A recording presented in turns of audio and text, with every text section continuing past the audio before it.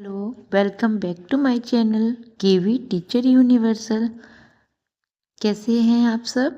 आज हम पीएम श्री केंद्रीय विद्यालय संगठन कक्षा 6 संस्कृत का PT 2 का पेपर डिस्कस करेंगे, जिसके एग्ज़ाम जनवरी में होने वाले हैं आपके, है ना। चलिए आ जाइए, स्टार्ट करते हैं हम सब एग्ज़ाम को।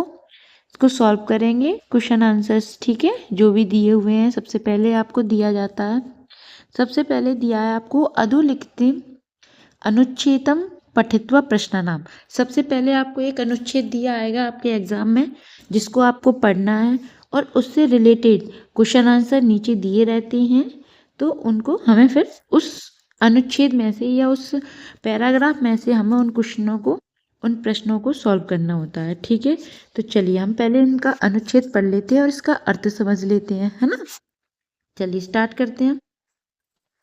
अस्माकं विद्यालय, हमारा विद्यालय नदी तटे, नदी के तट पर अवस्थित अस्ति, मतलब स्थित है। हमारा विद्यालय नदी के किनारे स्थित है।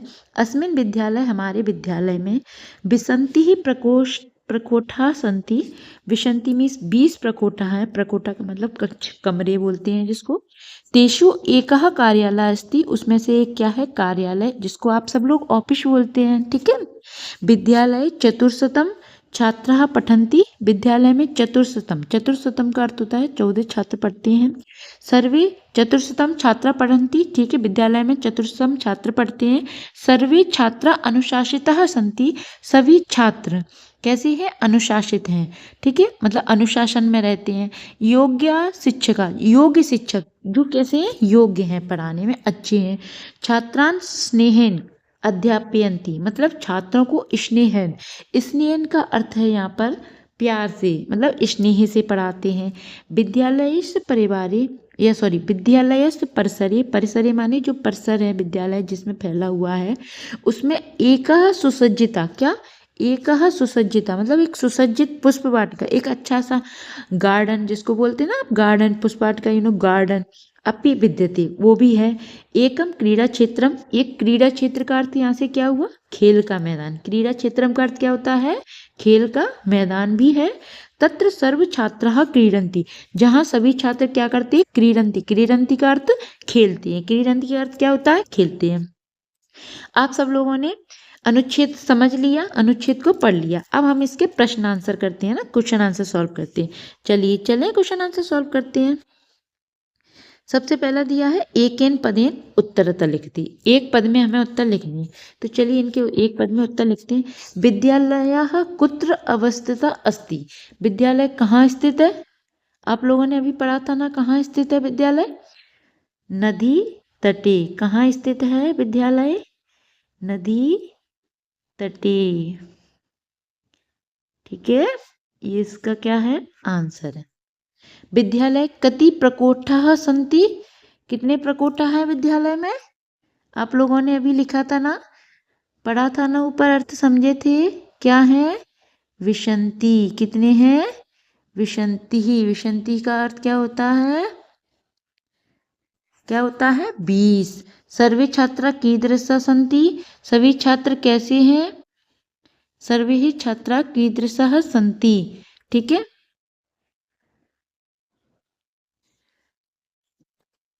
ठीक है, तो आप लोगों ने पढ़ा था सर्वे छात्राः कीदृशः सन्ति, सभी छात्र कैसे?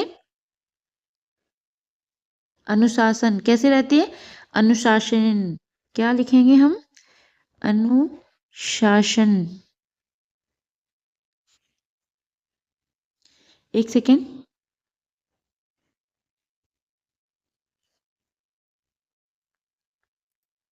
ठीक है, तो आप सब लोगों ने समझ लिया। विद्यालय कुत्र अवस्थित अस्ति, विद्यालय कहाँ स्थित है? नदी तटे, ठीक है।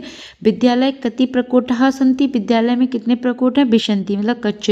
सर्वे छात्रा कीदृशः सन्ति, सभी छात्र कैसे हैं? अनुशासित हैं। अभी पर पढ़ा था ना, सर्वे छात्राणाम अनुशासिता अस्ति। विद्यालय कति छात्रा पठन्ति, कितने छात्र पढ़ते? तो चतुर्शतम, ठीक है, लिखे थे ना उसमें 40 छात्र, कितने? 40 छात्र पढ़ते हैं, 20 कक्ष हैं, ठीक है, आप लोगों ने देखा था ऊपर। ठीक है, आगे चलते हैं, आगे चलें, नेक्स्ट क्वेश्चन चलते हैं, सॉल्व करते हैं। अब है पूर्ण वाक्येन उत्तरतः। कौन से हैं? पूर्ण वाक्येन उत्तरतः। पूरे वाक्य में उत्तर लिखने हैं। किसमें? पूरे वाक्य में। तो विद्यालयस्य परिसरे कीदृशी वाटिका अस्ति। क्या दिया है? विद्यालय परिसरे कीदृशी वाटिका अस्ति। तो इसका आंसर क्या लिखा था? अभी ऊपर पढ़ा था विद्यालय। अभी आपको क्या करना है, मेरी बात सुनिए। जो भी क्वेश्चन आंसर दिए, मैंने क्या कहा था, पहले आपको पूरा पैराग्राफ पढ़ना, जो भी आपको पैराग्राफ दिया हुआ, फिर क्वेश्चंस उसी में से हमें क्या करने होते हैं? ढूंढने होते हैं। क्वेश्चन हमें कहाँ से ढूंढने होते हैं? उसी में से। तो जैसे कि पहला क्वेश्चन दिया है कि विद्यालय से परिसरे कीदृशी वाटिका अस्ति, तो हम इसका आंसर कहाँ ढूंढने जाएंगे? पैराग्राफ में जाएंगे कि नहीं जाएंगे, बताइए आप। हाँ, तो देखिए इसका आंसर ये दिया है कि विद्यालयस्य परिसरे, आंसर ढूंढ रहे हैं ना, एकः सुसज्जिता पुष्पवाटिका अस्ति। क्या लिखेंगे हम? आंसर क्या ढूंढना हमने कि विद्यालय के परिसर में क्या है? एक सुसज्जित। तो विद्यालय से परिसरे एका सुसज्जिता पुष्पवाटिका, मतलब गार्डन, जिसको क्या बोलते हैं? गार्डन बोलते हैं ना, वो है। तो आप लोगों ने आंसर इसमें सर्च किया, आप लोग आंसर लिख लेंगे कि मैं लिख दूं विद्यालय से परिसरे एकः सुसज्जिता पुष्पवाटिका। ठीक है, चलिए मैं लिख देती हूँ।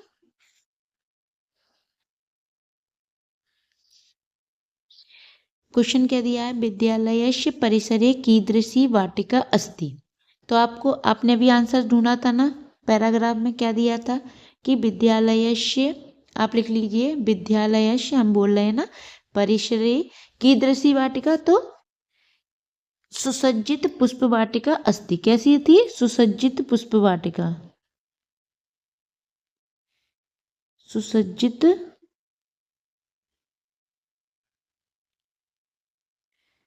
पुष्प वाटिका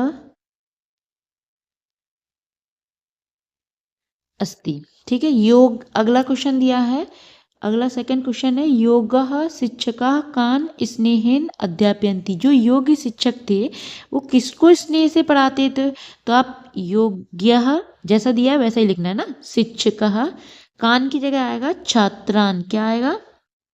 छात्रान, और स्नेहेन अध्यापयन्ति। ठीक है, योग्य शिक्षिका, अपन को क्या क्वेश्चन का दिया? कान, कान की जगह हमें क्या करना है? छात्रान स्नेहेन अध्यापयन्ति। ठीक है, तो ये इसका आंसर हो जाएगा, है ना। और विद्यालय से परिसरे कीदृशी वाटिका, तो सुसज्जित पुष्प वाटिका अस्ति। अस्ति और यहाँ लिखना है। ठीक है, आगे चलते हैं। थर्ड नंबर क्वेश्चन दिया है आपको, थर्ड नंबर दिया है यथा निर्देशनम उत्तरत। निर्देश के अनुसार उत्तर देना है। ठीक है, आगे क्वेश्चन पूछे गए उनके अकॉर्डिंग। चलिए आगे चलते हैं। निर्देशांक, पहला क्वेश्चन दिया है यहाँ पर, योग्यः शिक्षकः अत्र किम विशेषण पदम प्रयुक्तम अस्ति। योग्य शिक्षक में कौन सा विशेषण पद प्रयुक्त किया है? तो हम विशेषण की परिभाषा आपको पता है, विशेषण किसके बोलते हैं? विशेषण होता है कि विशेषता क्या बता रहा है, किसकी विशेषता? तो शिक्षक की विशेषता क्या बताइए यहाँ पर? योग्य है। वो कैसा है शिक्षक? योग्य है। ठीक है, दूसरा दिया है एकम क्रीड़ा क्षेत्रम अपि अस्ति, अस्मिन् वाक्ये किम अव्यय पदम प्रयुक्तम। अव्यय पद कौन सा? एक वाक्य दिया है एकम क्रीड़ा क्षेत्रम अपि अस्ति, तो इस वाक्य में हमें अव्यय पद कहाँ प्रयुक्त किया गया? क्या पद, क्या अव्यय पद प्रयुक्त किया गया है? तो अव्यय क्या होते हैं? अव्यय वो होते हैं ना जो बदलते नहीं है किसी भी परिस्थिति में, लिंग वचन या कारक के अनुसार अपने आप को कभी बदलते नहीं है। ठीक है, तो इसमें क्या है? अव्यय क्या है? अपि। अपि का अर्थ क्या होता है? भी। अपि का अर्थ क्या होता है? एकम क्रीड़ा क्षेत्रम अपि अस्ति, एक क्रीड़ा क्षेत्र भी है। ठीक है, आगे चलते हैं हम, अगला क्वेश्चन सॉल्व करते हैं। ये समझ में आ गए होंगे आपको। चलिए आगे चलते हैं। आगे दिया है चित्रम दृष्ट्वा, प्रश्न दिया है चित्रम दृष्ट्वा द्वितीया विभक्ति वाक्यानि रचयन्तु। द्वितीय विभक्ति में वाक्य को बनाना है। ठीक है, तो बालिका, अब बालिका की जगह क्या लिखेंगे हम? द्वितीय विभक्ति में बनाना है तो विद्या, एक सेकेंड इधर लिख देते हैं हम साइड में। ठीक है, विद्यालयम, क्या होगा? विद्यालयम। ठीक है, ये कहाँ जा रही है? विद्यालय। पक्षिणः फलानी, क्या होगा? फलानी, फलानी खादन्ति। पक्षी क्या कर रहे हैं? फल को खा रहे हैं। शिक्षकः पाठम, क्या होगा? पाठम पाठयति। शिक्षक क्या कर रहे हैं? पाठ को पढ़ा रहे हैं। ठीक है, देख लीजिए आप लोग। बालिकाः विद्यालयं गच्छन्ति, पक्षिणः फलानि खादन्ति, शिक्षकः पाठं पाठयति। अगला चलते हैं।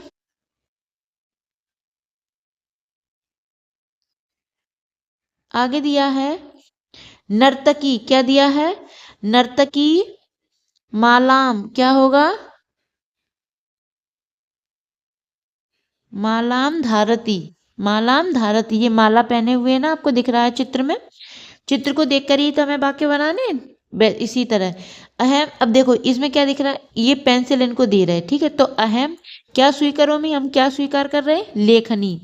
पेंसिल को संस्कृत में क्या बोलेंगे? लेखनी, या कलमम भी बोल सकते हैं। ठीक है, यहां हमने क्या लिख दी है? एक सेकेंड, लेखनी। लेखनी स्वीकरोमि, अहम लेखनी स्वीकरोमि। ठीक है, समझ में आ गया? चलिए अगला प्रश्न दिया है, प्रश्न नंबर 3। अधः प्रदत्तेन पदेन सही संख्या योजयन्ति। नीचे दिए हुए पदों की संख्या से योजयन्ति मतलब मिलान करना है। पंच, पंच का बना हुआ है। एकम, एक का बना हुआ है। अष्ट, अष्ट ये है। विशंति 20, त्रयोदश 13। ठीक है, ये मिला लीजिए। नीचे दिए हुए पदों को संख्या से योजन करना मतलब योजनती मतलब मिलाना है। ठीक है, आप लोग मिला लीजिए। अगला क्वेश्चन करते हैं। अगला क्या दिया है एग्जाम में?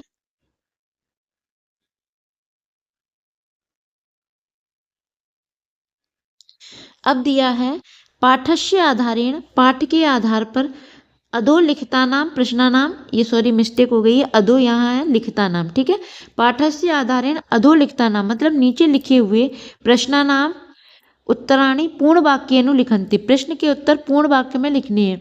मार्जरी शावकाणाम नामानी कानी।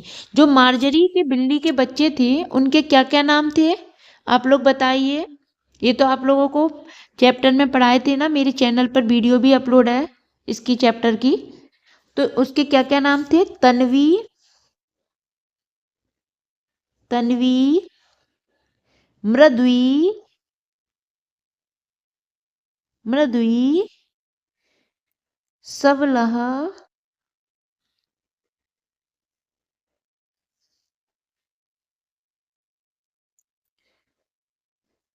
सबलह, भीमः च, भीमः च। ठीक है, आप लोग लिख लीजिए। मार्जरी साहब का नाम नामानी किन कहानी, तो क्या क्या नाम थे? तन्वी, मृदी, शबलह, भीमः च इति। ठीक है, मार्जरी साहब का नाम नामानी, तन्वी, मृदी, सबल, भीम। अब अगला क्वेश्चन दिया था हमें तन्वी, मृदी, सबल, भीम। ठीक है, अगला क्वेश्चन दिया था हमें सेकेंड नंबर दिया है राधिका मार्जरी सावकम किम पाठयति। जो राधिका थी वो बिल्ली के बच्चों को क्या पढ़ा रही थी?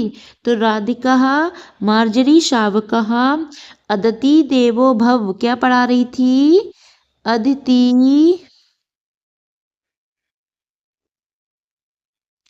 देवो भव। आप लोगों ने चैप्टर पढ़ा होगा।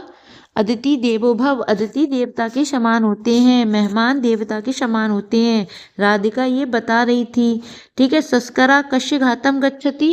शावक से कौन किसका घात हो जाता था? तो इसमें क्या लिखना है आपको? गज गजराज से। ठीक है, आगे चलते हैं। अगला क्वेश्चन करते हैं। के समत्तम प्रकाशयंती, के समत्तम प्रकाशयंती इसका अर्थ क्या है? शशकः, इसका अर्थ क्या होगा आपका? शशकः, शशकः। ठीक है, आगे चलते हैं हम। विष्णुपथम, विष्णुपदम कतः प्रोक्तम, विष्णुपदम कतः प्रोक्तम।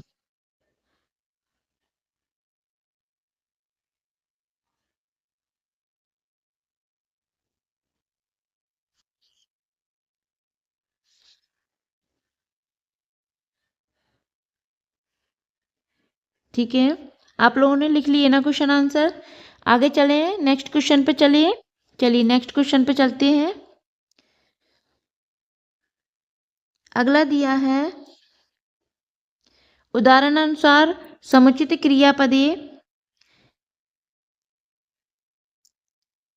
रिक्त स्थानी पूरयन्तु। नीचे लिखे हुए क्रियापद में रिक्त स्थानों से हमें क्या करना है, पूरा करना है। रिक्त स्थान जो भी दिए हैं उनमें क्रियापद लिखने हैं और उनको पूरा करना है। कथ, कथ का है कथयति, कथयतः, कथयन्ति।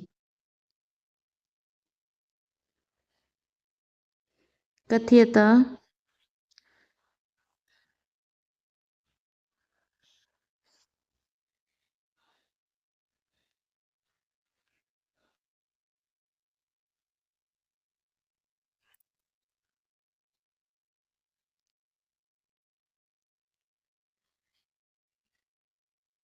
कथयन्ति।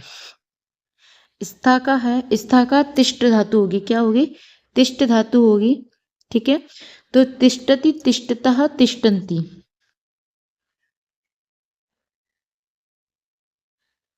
तिष्ठतः, ठीक है, तिष्ठ धातु है तो तिष्ठति, पहले क्या आएगा, तिष्ठति आएगा। प्रथम एक वचन में क्या आता है, तिष्ठति आता है। तिष्ठति, तिष्ठतः और तिष्ठन्ति। करोमि, कुर्वः, कुर्मः, क्या आएगा, कुर्मः। अगला है जीव का, जीवति, जीवति, जीवतः और जीवन्ति। चलामी का हुआ चलामी और चलावह, और यहाँ आएगा चलामः। क्या आएगा, चलामी, चलावह, सॉरी चलति, चलतः, चलति, चलावह, चलामी, चलावह, चलामा। इसमें चल का चलामी, चलावह, चलामा आएगा। ठीक है, आप लोग लिख लीजिए। ये माँ मछली बना हुआ है ना, ये माँ मछली बना है, चला महा, महा बना हुआ है। ठीक है, आगे चलते हैं हम अगले क्वेश्चन पर। अब दिया है, चित्रं पश्यन्तु संख्या वदन्तु द्वितीय चित्रे शब्दे च ता संख्या लिखन्तु। चित्र को देखिए, इस चित्र को देखिए आप, और उनकी संख्या लिखी हुई है उनको बोलिए। उस द्वितीय चित्र में उन शब्दों को क्या करना है, उन सब संख्या को शब्दों में लिखना है। ठीक है, क्या करना है, शब्दों को संख्या में लिखना है। चलिए, ये जो लिखा हुआ है ये इसको बोलते हैं पंचविंशति। क्या बोलते हैं इसको, पंचविंशति। आप लोग लिख लीजिए क्योंकि इस बॉक्स में बनेगा नहीं। ठीक है, आप लोग लिख लीजिए, मैं यहाँ साइड में लिख के बता दे रही हूँ आपको। जो इस वाले में बोला जाएगा वो होगा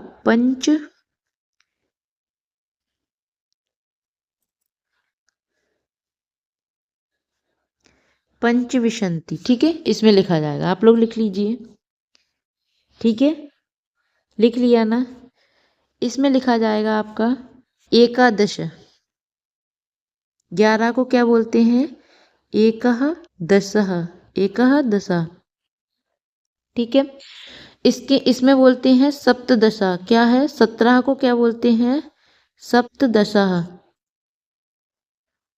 ये सप्तदशा। ठीक है, ये एक है, सॉरी ये नव है, नव तो आपको पता होगा, नौ, नौ को नव बोलते हैं। ठीक है, ये जो दिया है ये है चतुर्दशः, क्या है, चतुर्दश मतलब 14। ठीक है, ये दिया है विसंति मतलब 20।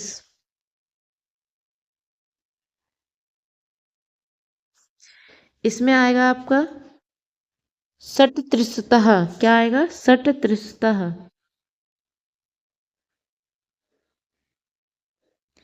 मतलब 36 जो होते हैं ना, षट्त्रिशतः, 36, 36, ये 36 है। ठीक है, 11 को एकादश और ये है पंचविंशति। समझ में आ गया ना, सप्तदश, नव, चतुर्दश, 14। आगे चलते हैं अगले क्वेश्चन पर। श्लोक का हिंदी अनुवाद कर कर लिखना है हमें। श्लोक का हिंदी अनुवाद करके लिखना है, ठीक है। बिना वेदम बिना गीता बिना रामायणी कथाम बिना कविम कालिदासम भारतम भारतम नहीं। बिना वेदम बिना गीताम बिना रामायणीम कथाम बिना कविम कालिदासम भारतम भारतम नहीं। इसका अर्थ आप लोग सुनिए। इसका अर्थ लिखेंगे आप, बिना वेदम मतलब बिना वेद के, बिना गीता मतलब बिना गीता के, बिना रामायणी कथा के मतलब बिना रामायण कथा के, बिना कवि कालिदास और बिना कवि कालिदास के भारत भारत नहीं है। भारत भारत नहीं है अर्थात क्या है, जो वास्तविक भारत है, क्या है वास्तविक भारत, वो वेद में, रामायण में, गीता में और कवि कालिदास के जो भी काव्य लिखे हुए हैं ना, कवि कालिदास ने लिखे हैं, उनमें देखने को मिलता है हमें असली भारत, जो वास्तविक भारत है। ठीक है, तो बिना वेद बिना गीता और बिना रामायण की कथा के बिना, बिना कवि कालिदास के भारत भारत नहीं है। ठीक है, हो गया। अगला क्वेश्चन चले करने के लिए, चलिए आगे चलते अगला क्वेश्चन करने। अब दिया है चित्र को देखकर, क्या दिया है, चित्र को देखकर 5 वाक्य लिखना है हमें। प्रश्न दिया है चित्र को देखकर 5 वाक्य लिखो। ये चित्र दिए हैं हमको, इनको देखकर हमें 5 वाक्य लिखने। चित्रम दृष्ट्वा वाक्यानि रचयन्तु। चित्र को देखकर वाक्य, किस किस के चित्र दिए हैं हमें, फल का दिया है, वृक्ष का, पुष्प का, लकड़ी का, सूर्य मतलब जो सूर्य का, और कागज का, और ये पत्तियों का दिया। ठीक है, ये सब चित्र दिया। अब मैंने वाक्य बनाना है, तो चलिए वाक्य बनाते हैं हम इनके। आप समझिए, वृक्ष है, वृक्ष क्या करता है, वृक्ष छाया में अच्छन्ति। वृक्ष में क्या देते हैं, छाया देते हैं। वृक्ष में क्या देते हैं, छाया देते हैं। ठीक है, वृक्ष छाया यच्छन्ति। और छाया जो होती है उससे क्या होता है, शीतला भवती मतलब ठंडक, ठंडक होती है ना, छाया होगी, जहाँ छाया होगी, धूप में हम चलते हैं तो छाँव में हम बैठते हैं तो वहाँ ठंडक मिलती है, तो छाया शीतला भवती।